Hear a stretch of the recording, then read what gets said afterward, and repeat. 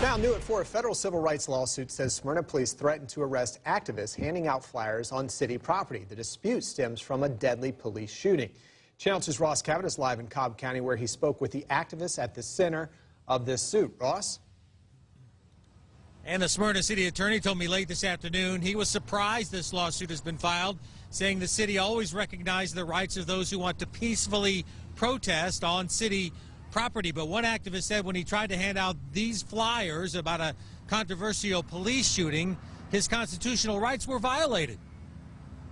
They plainly told us that we were not allowed to do it and that if we continued, we would be arrested.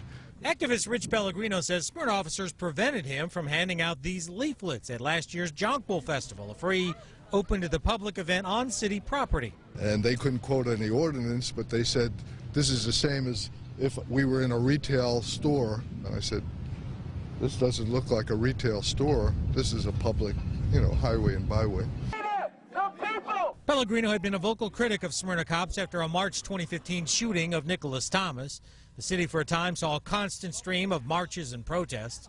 Atlanta civil rights lawyer Jerry Weber filed a lawsuit on behalf of Pellegrino and others that contends a Smyrna police supervisor and other officers forced the activists to not only quit handing out the flyers, but leave the festival while they were on city-owned sidewalks and parks, a violation of the group's First Amendment rights.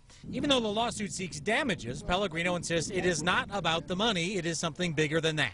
The Constitution remains the same. It's a First Amendment right to protest, peacefully, and to distribute flyers and so forth. So that's important no matter what party you belong to or what right or left.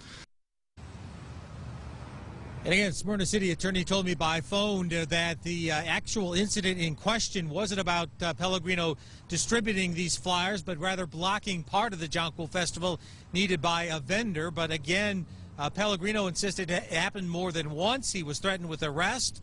This will all play out in the federal courts, but this lawsuit just filed. No court date has been set. We're live near Smyrna. Ross Cavett, Channel 2 Action News.